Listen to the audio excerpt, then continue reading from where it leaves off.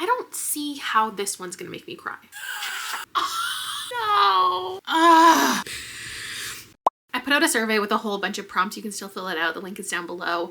Things like, give me a book, tell me about a book that made you laugh, that made you cry, that made you swoon, that made you smart, that made you scared. And I got thousands and thousands of results. So thank you so much. I thought I would let you all know in this first video, posted on my birthday. Very much, it's my party and I'll cry if I want to. The 48 most mentioned books, here they are, in no particular order. Everything here got at least 10 votes, upwards of 200 votes. I did put the ones that I've already read in the top rows, so you can see the ones that I've already completed. And I agree with these 4 in particular. These also did make me cry. In fact, I have footage of me crying, like 3 out of 4 of those times. The rest of these are all options that I could read in this video. I think I'm gonna end up getting to between 4 and 6 books. When it comes to wanting a book to make me cry, it's not that I want to be in the depths of despair for 1,000 pages. That's not what I'm looking for. I still want to enjoy the things that I'm reading. So if something's not working for me, I'm happy to DNF and move on to something else. The types of books that really get me aren't the ones that have hardship after hardship after hardship. They're the ones that build to one dramatic moment, one line, one scene, one traumatic character end, one single tear. That's a good cry-inducing reading experience for me and what I'm looking for. I already have a selection up from the library, and I'll check in with you throughout the month every time I pick up something that you think could make me cry or made you cry. And I'll interrogate why I think that is. We're gonna start with Foster. I may be doing this book a bit of a disservice just listening to the audiobook. I have had an audiobook make me cry before, so I don't think it's outside of the realm of possibility. I just think with it being under an hour, you think you're gonna make me cry in under an hour? I'm starting here because it feels like, how emotionally invested can I get in such a short amount of pages? But the physical book is $30, and I wasn't gonna go out and buy that for a 100-page book. And there's way too many library holds, which I guess means people are reading it and loving it. My Libby audiobook expires in a couple hours, so I need to get to it. I don't know what this is. I've read one book by Claire Keegan, Small Things Like These. I liked it. I gave it a 4. Definitely think it was poignant. Understand why other people were really moved by it. I thought it was good. This one, I'm assuming, is about a child who is going into foster care, or it's about a foster family. So I'm not distracted by like a screen and I can't just sit here and stare into nothing. I'm gonna do a coloring book, and Rob ordered this ugly ass thing off the internet. It literally looks like you're a toddler in a high chair, but how good would this be for coloring? He got it for diamond painting. He's really into diamond painting. He got me a diamond painting thing for Christmas, and that's like my worst nightmare as a hobby, but I'm really happy for him that he's getting to enjoy it. What do you think is an emotional coloring book that I could partake in? Okay, here's a scene cleaning out your fridge. Ugh, that'll make you cry. Maybe I should just clean while I'm listening. That'll make me sad. Oh, maybe she's singing a sad song to her dying cat. Foster was by no means one of the most recommended ones, but I figured it's short, and I have this little short novella by Frederick Backman that made me sob a couple years ago. So stare at me for the next half hour. Maybe I'll zoom in so you can see the tears if they come.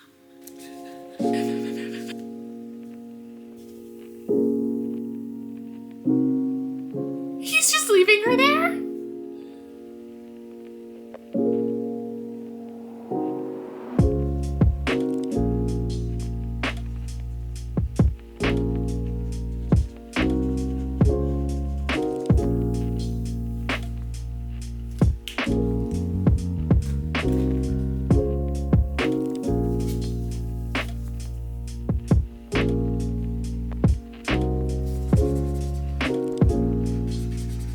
Just said after a week of rain, and I'm coloring a rain window.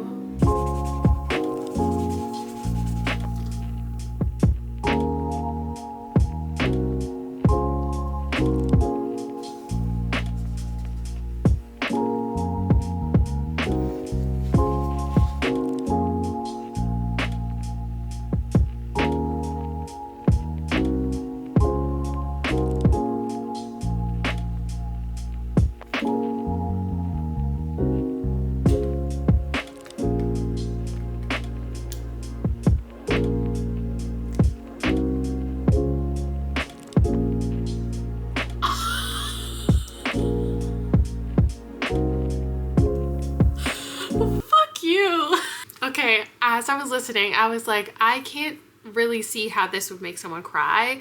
Like, it's a story of a young girl whose family, I guess, sent her away as they're having another baby. She's to come back, but it's just too much to handle all at once. So there's foster families that she goes to stay with whenever her family can't handle her. And then the family she goes to stay with takes really good care of her. And it ends not where I had hoped, but there's like the last line of it is like, ah, that hurt. Like, fuck.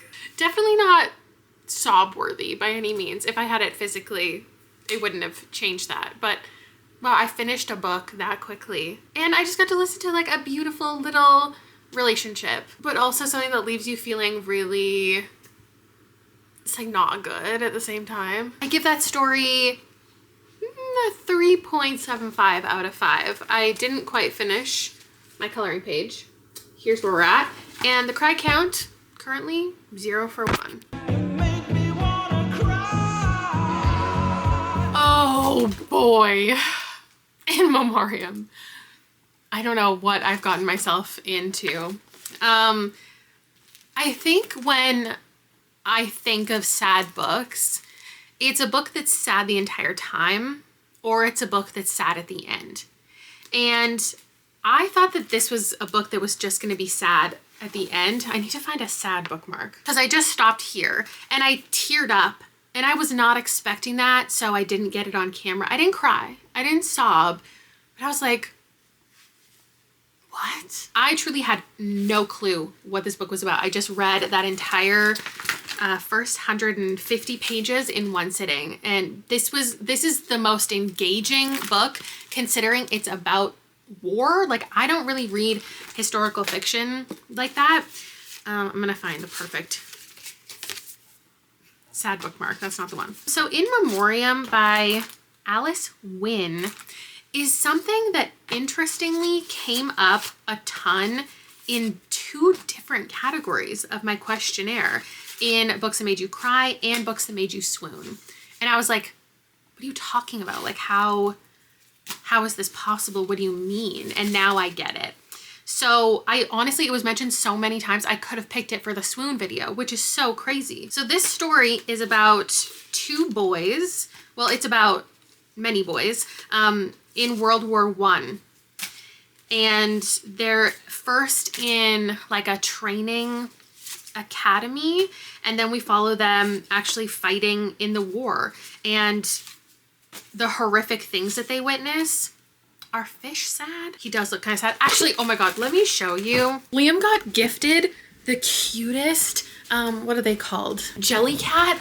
Are your kids into the Jellycat craze? Because look at this guy. He's a turtle. He's a grumpy turtle. Tortoise? I don't know the difference. This is like the cutest thing I've ever seen. How sad. I'm obsessed with him. And honestly, that's the face that I was making. That sad, grumpy turtle face while I was reading this book. Anyway, we're watching them get introduced to the war, understanding what it really means and what they're responsible for doing.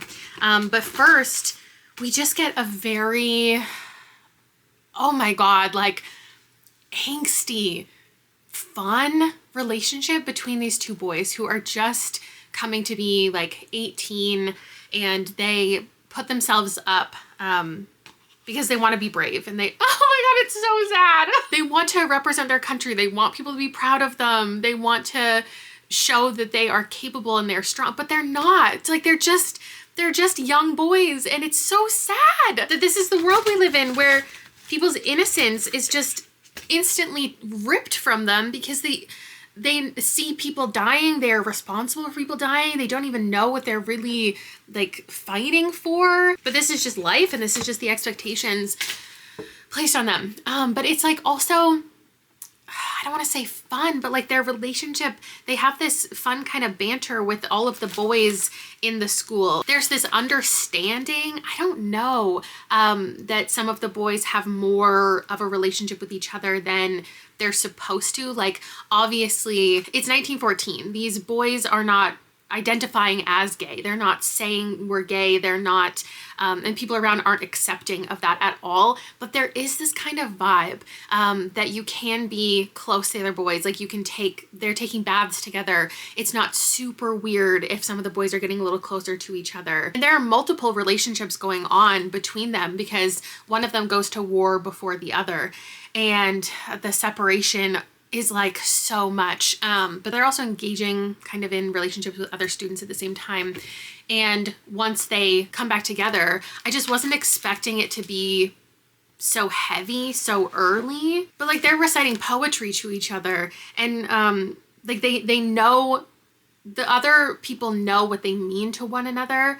One of them goes, he hates everything except for Greek and you. They hadn't done anything the friends couldn't do. He had not entirely given himself away. Yes, the gentle cheekbone kiss had been intimate. He could feel his face get hot as he remembered it, but it was still within the realm of masculine affection. If Tennyson could get away with writing poetry about Arthur Hallam for 17 years, Elwood could certainly kiss his closest friend on the cheek to comfort him, although Gaunt had obviously been repelled since he had fled into the army. Those are our main characters, Gaunt and Elwood, or Ellie. And we're reading letters that they write to each other while they're separated. Elwood is back at the school while Gaunt is away at the army, and he's writing letters about what he's missing out on. He's getting invited into different groups of friends. There's a kind of secret society he's not supposed to tell anyone about. He says, you may be wondering how it is I'm so faithless as to write all of this to you. Well, firstly, I'm writing, not telling you about it. And secondly, were you here, I should insist that you be inducted to. I don't care to be a part of any group where you are not welcome. And then there's also just these moments of like reprieve from the heaviness where it just feels like kind of like silly and youthful. It hurts. This book hurts. I have not found the right bookmark. You know what? Actually, I'm gonna use my little card from the Raven Boys graphic novel because I think Ellie is very Adam coded from the Raven cycle. Anyway, I'm gonna get back to it. I'm gonna film myself when I think something horrific is gonna happen. Okay, I am getting into the final chapter. I have been waiting to see while I was reading if I wanted to pull out the camera, if there was anything I wanted to comment on, or I felt a welling up of emotion, and it hasn't occurred, but I think the writing is beautiful. I think the story is beautiful. I definitely feel the heart-wrenching intent of it all. There have been a lot of pent-up emotions and building of how is this going to end? So these last couple chapters, I mean, anything could happen regarding the plot and my own feelings.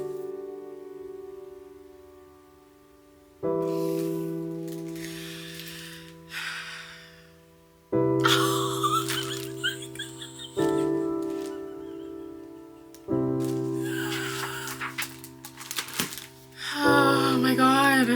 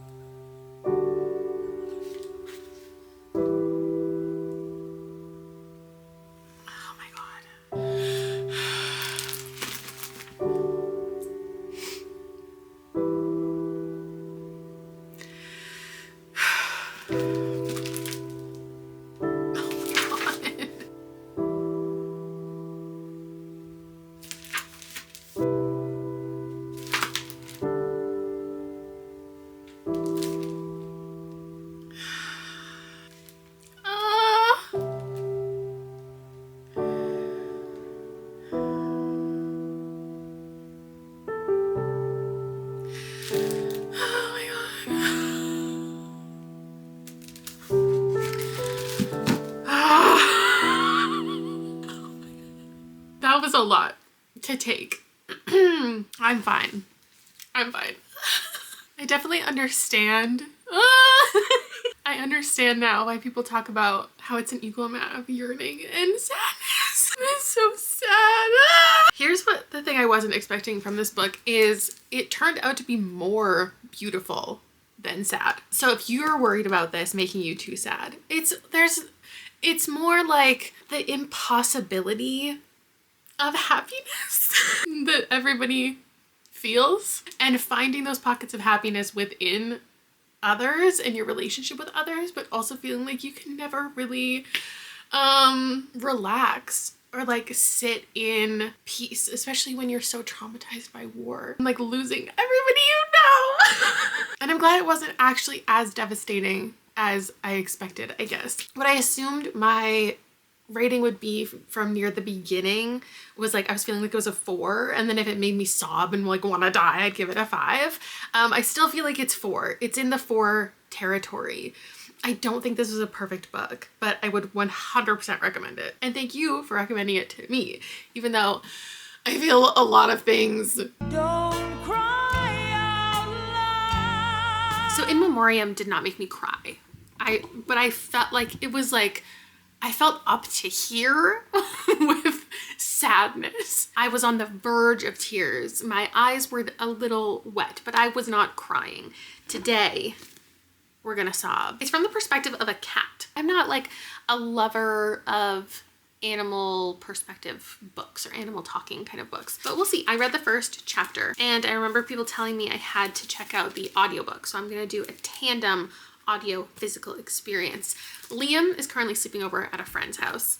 It's noon and he has not woken up yet. So I've been waiting all morning. I'm like, I'm gonna go pick him up and get my library books. I'm gonna come back home and then I'm going to start on this video because I know the second I start reading this, he's gonna text me and interrupt my cry session, but I can't put it off any longer. It's noon. This first chapter was about 2 young boys in Japan and their experience together finding a stray cat and taking it in and deciding like who was going to take care of it, and then also their dynamic with their respective families. And we're learning about all of that through a new cat who has entered one of their lives like a decade later. 2 decades later, we have Satoru, and he found this current cat who he named Nana, which I guess it means 7 in Japanese. And his tail kind of looks like a 7. And finding this new cat who looks so similar to the cat from his childhood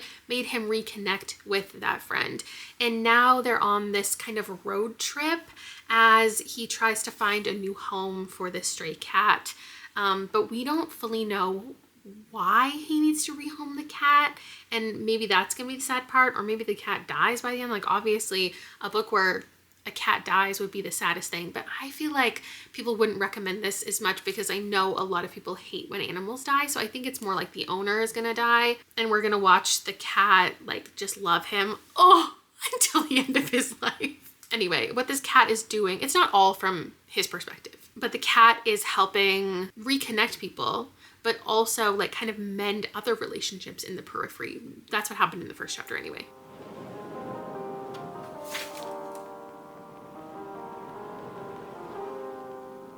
Just as I suspected, 1 chapter later and I have to go. You're still following the same main character and the same cat the entire time.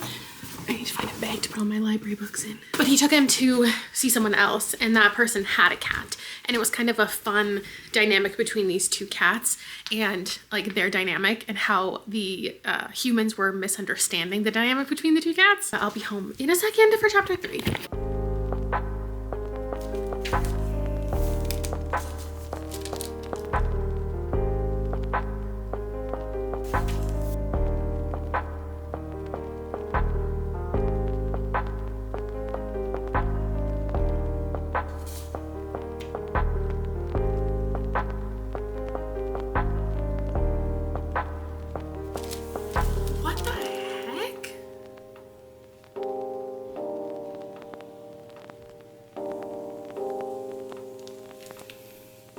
And his cat have more in common than either of them knew.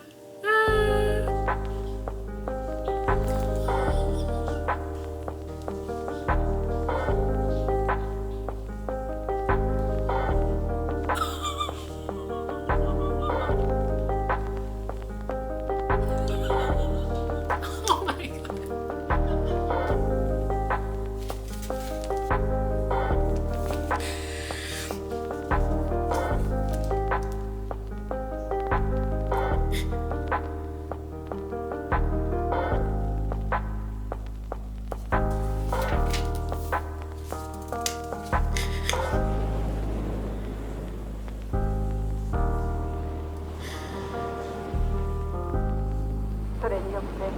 あなたたちは苦しさから解き放たれるのでしょう。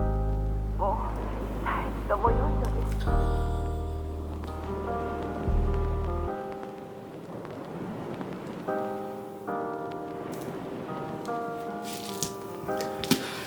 So obviously we're now 1 for 3 with cry-worthy books.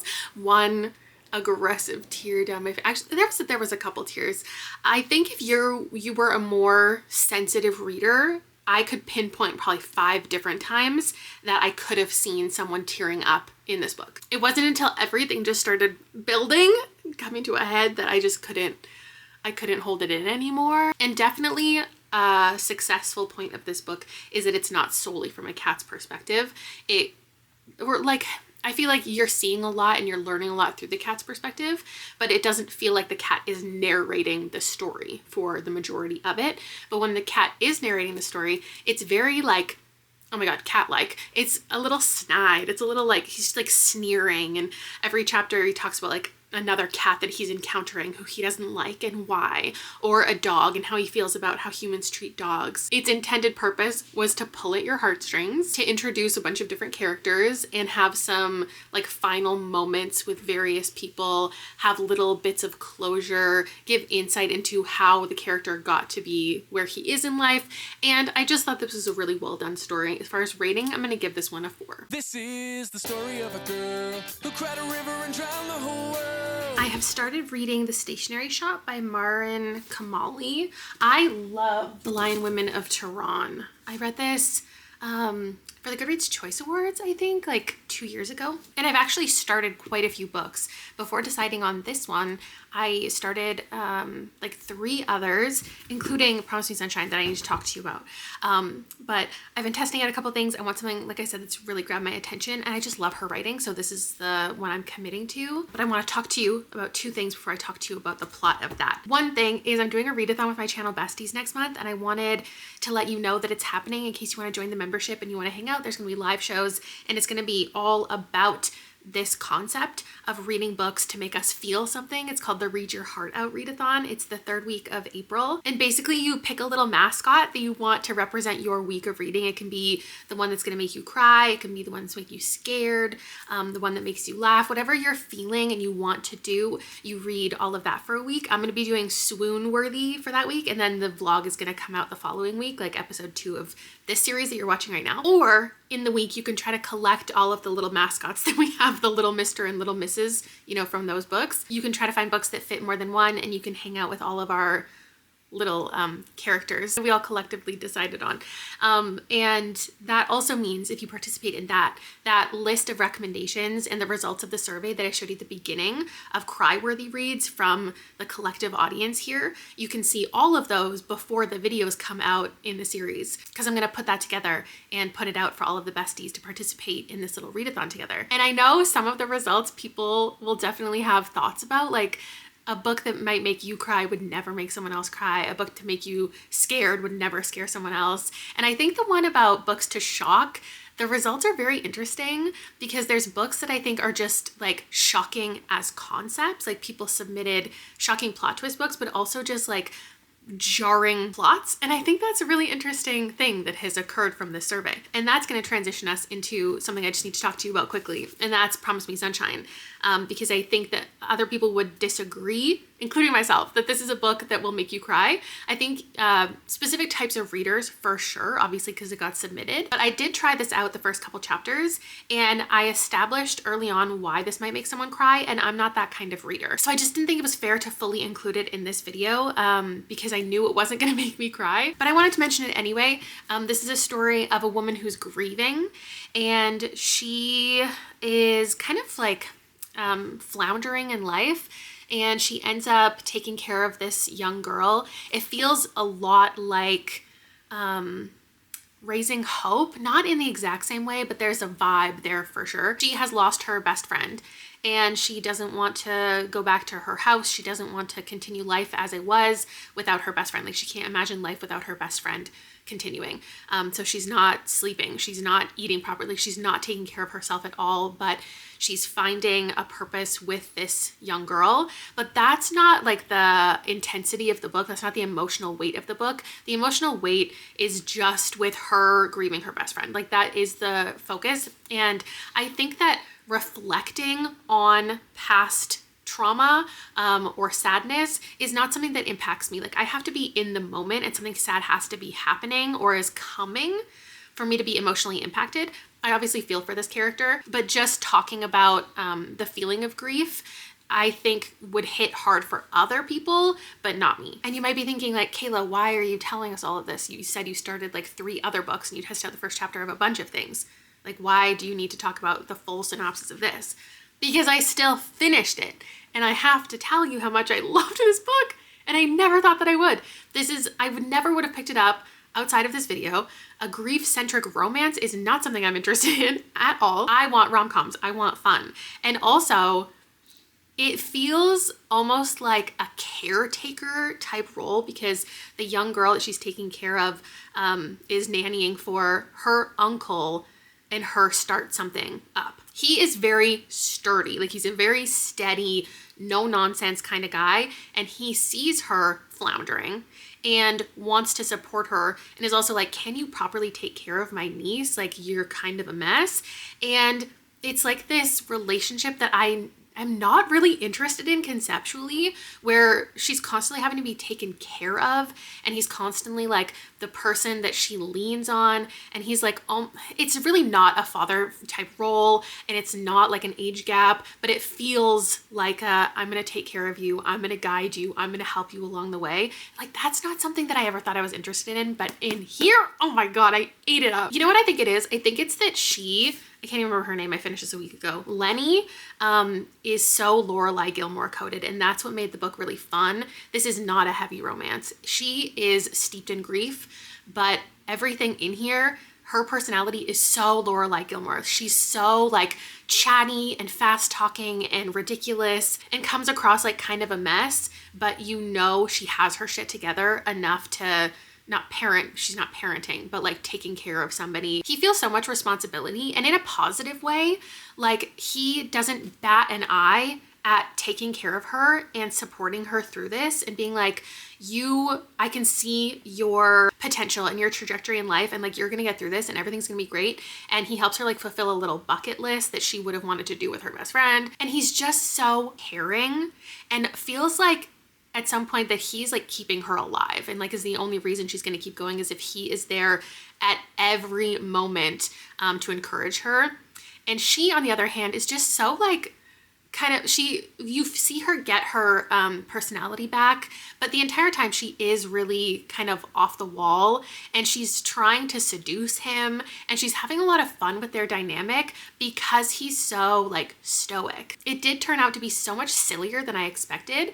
I can see if you pick this up and you have lost a friend, especially recently in your life, that this would pull on your heartstrings for sure, and you could relate and you could feel a lot. The book did not do anything for me in that way, but I still really, really liked this. I'm giving it like a 4.25, and I just had to tell you about it. Now, on a completely different wavelength, we have the stationery shop. So I read the first part of this. I'm now in part 2, and everything in the synopsis happened in part 1. And so now I don't know what is to come from here. The book is set in Iran, and we have this stationery shop where these 2 characters consistently go to, and there's this man who works there who realizes like the romantic potential or friendship potential between these 2 characters who come into the shop, and he connects them, and they just have this kind of whirlwind love story. Everything is perfect, everything seems exactly as it should be, but he is very politically affiliated. He has a lot of passion for who the prime minister is, and a coup that people are attempting, and he wants to protect certain things, he wants to challenge certain things. He's very much involved in political activism to the point where it becomes dangerous for him. And At the end of part 1, and as stated in the synopsis, they are separated, and she has no idea where he is or if he's alive. Kind of assumes that he's not. And they were supposed to meet up, like, to get married, and he doesn't show up. And it's a moment, it's 1953 Tehran. There's a lot of violence, there's a lot of chaos, and yeah, they get separated. And I think in part 2, I don't know if there's a part 3, like, I really don't know what's to come. I think she moves to another country, maybe to America. I don't want to spoil it for myself. And I believe we're following her way later in life. So eventually we're going to have these like kind of senior characters, I imagine, reconnecting after all of these years, which is going to be really devastating. Like, books that follow old people, that's always going to be sad. But if you know them throughout their entire lives and you see everything they've gone through, and then you see them when they're old, I feel like this is going to make me sad.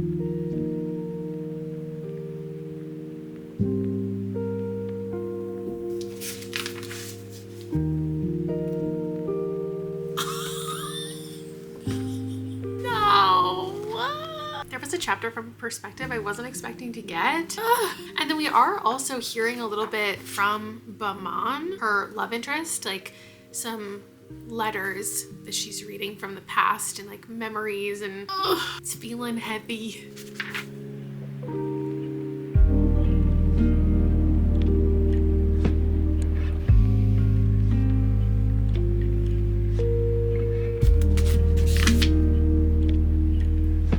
What I expected to be the heart-wrenching part of this book is not what's gonna make me cry. And like, the chapter just ended with something that sets up something horrific that's about to happen, but it's not clear what, and I'm scared.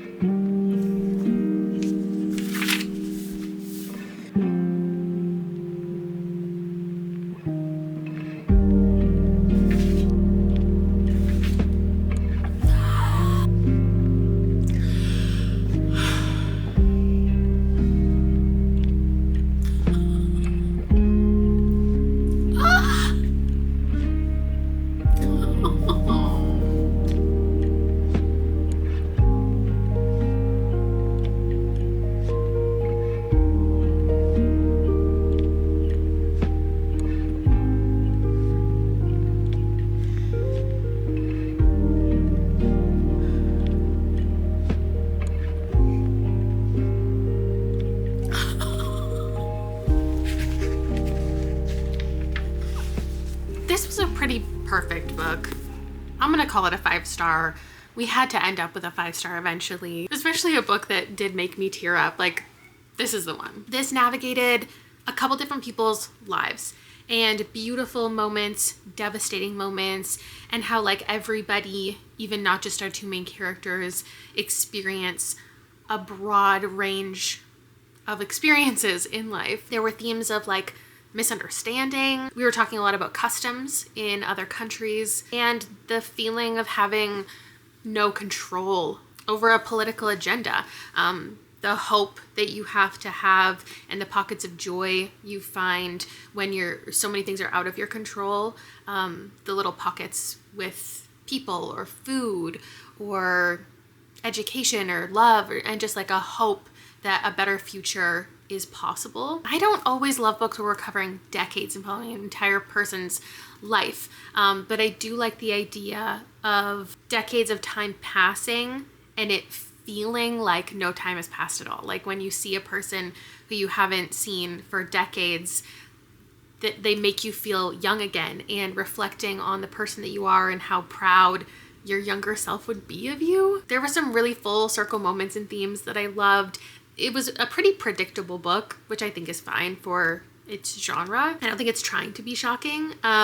It was a lot more about like mental health and fertility than I expected, and I think it covered those topics really intensely, honestly. Like, it was really intense. I loved this. I think it balanced those 2 tones of just like melancholy and hope like so well. And as much as I want to read something immediately from this author and wish she was publishing every single year, I respect an author so much who's taking like 5 years, every single one of her books, it's taken 5 years for the next one to come out.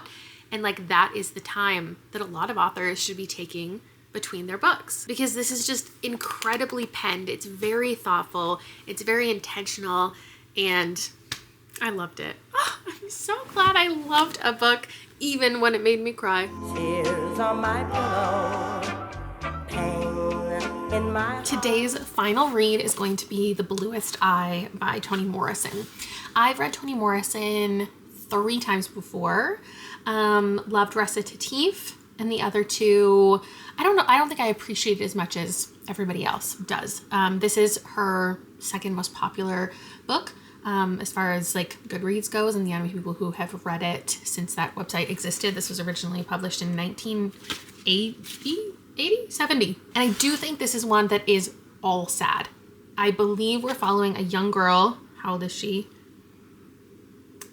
I don't know. I feel like she's 11. It doesn't say on this synopsis, but I believe she's an 11-year-old black girl. She wishes to have blue eyes and blonde hair like all of the white girls because they're treated so much better. And she believes that if she was different, then she would fit in, and all of the difficult things happening to her, I think within her family, might be different. I believe we're going to focus a lot on abuse and maybe even like sexual assault in here. I think this is a very descriptively harmful book, but with Toni Morrison's absolutely beautiful writing.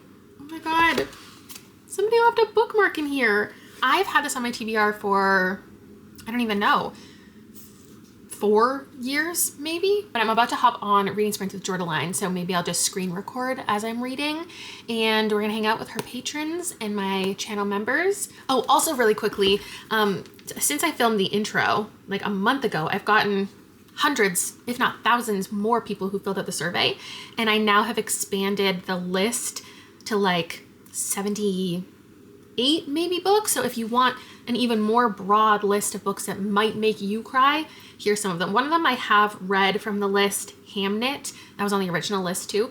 It didn't make me cry, but I already read it in another vlog, so I didn't want to put it in here. I think there's a really interesting mix of genres here, and obviously something that makes someone sad will not make someone else sad. As far as books that have made me cry, I don't know if I would recommend them, but like my personal list is Wild Dark Shore, Atmosphere, and Every Morning the Way Home Gets Longer and Longer, and The Fault in Our Stars. Those 4 were in the original list, but also I would put Forbidden on my list, which I would not recommend, and then The Blue Book of Nebo, which I would recommend, and then also We Spread and Black Girl Unlimited are 2 books that have made me cry more so than most other things. Okay, I gotta get into the live show.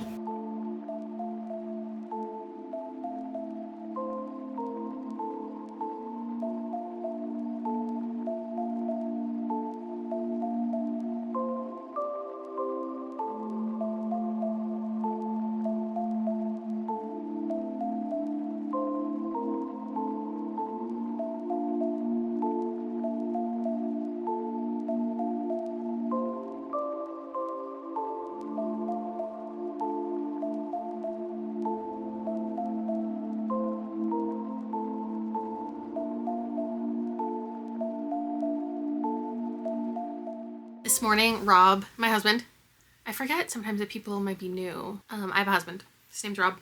He and I went to the 15th annual Big Cheese Market Festival. No, festival. The Cheese Festival in our area. We taste tested like 30 different cheeses. It's like you walk around to all these different tables for all these different farms and you test their cheese.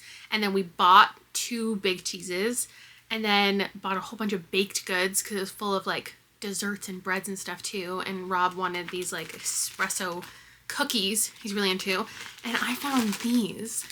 I haven't seen these. I wonder if it's like the same guy making them, because I remember when I was a kid, they would have, somebody had these at the local flea market. I would go with my dad on Sundays and I would get an Archie comic and a bag of these. I don't even know what they are.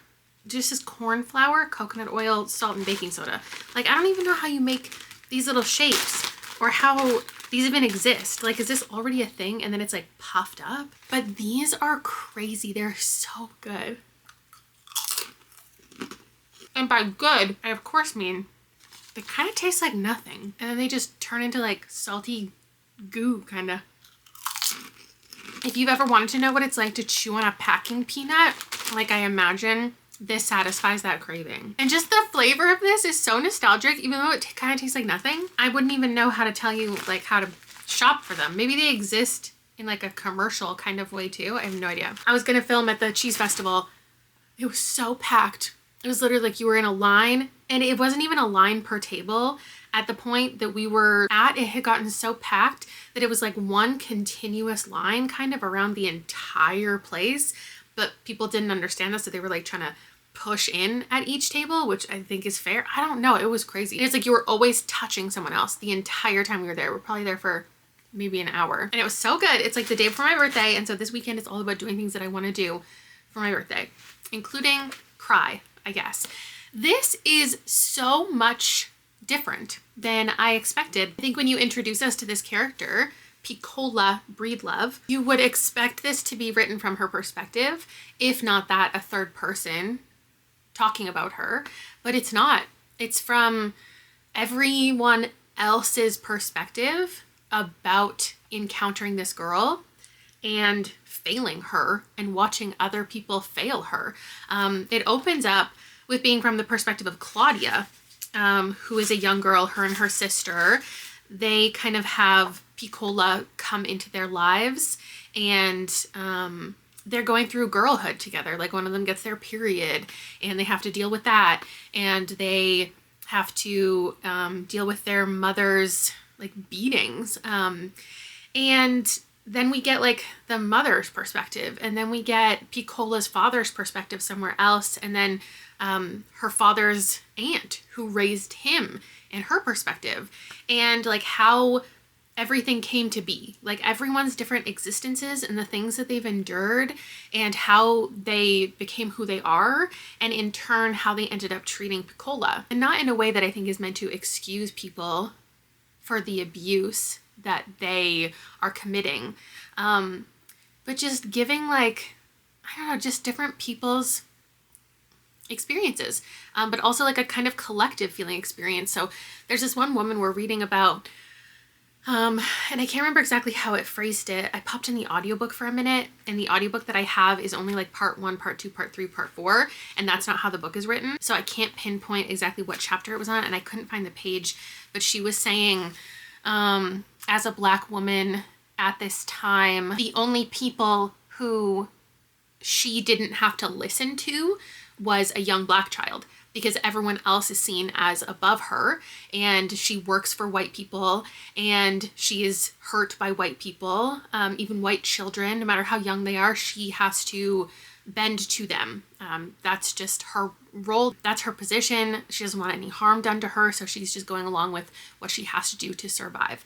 And so when she has these children, she says, I use one hand to beat them, and I use the other hand to steal for them, because she cares so deeply for these children. But she also, it's like she uses this power that she has over them, and almost revels in it, because it's the only people who can't tell her what to do and can't control her. And there was this like beautiful connection between all of these women who knew that they weren't going to get help from anyone else. And so when one of them was sick, or one of them was giving birth or whatever, it was like that community is so desperately important. And then everything trickles down, like the love and the care trickles down, but the harm trickles down. Eventually we get to Piccola, and I'm just wondering if we're gonna get her perspective or how this is gonna end. And I feel bad. I feel bad about it, but it isn't written as descriptive as I really thought it was going to be. Because I think this is banned. I imagine this is definitely a banned book. And not just because of what's happening with Piccola, but like there's sex scenes between adults. Anyway, I'm gonna finish this now. The writing is beautiful. Like the quote, there are just so many beautiful quotes, and like just the way she describes things. And I just feel very fortunate to get to read a Toni Morrison book. And it makes me think like I should read her more often, but it also makes me think she only has so many books. And like maybe I should only read one every like 3 or 4 years. Oh, this is her first novel. This is her first novel? What is wrong with me? Why didn't I know that?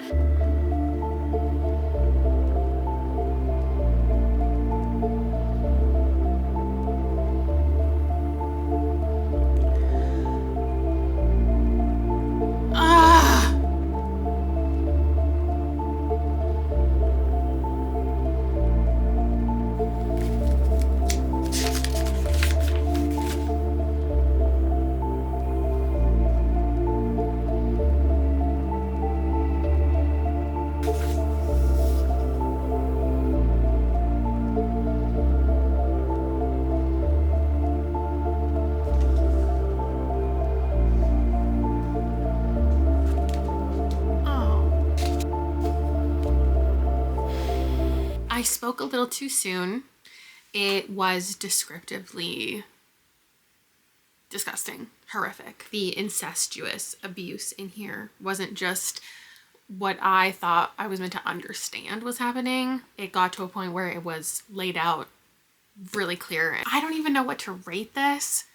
I feel like I'm gonna leave it unrated because like at the same time I want to give this like 5 stars, but I feel weird giving this 5 stars. This isn't something I ever want to read more things like. I can respect the book and like it impacted me. I'm more angry than sad.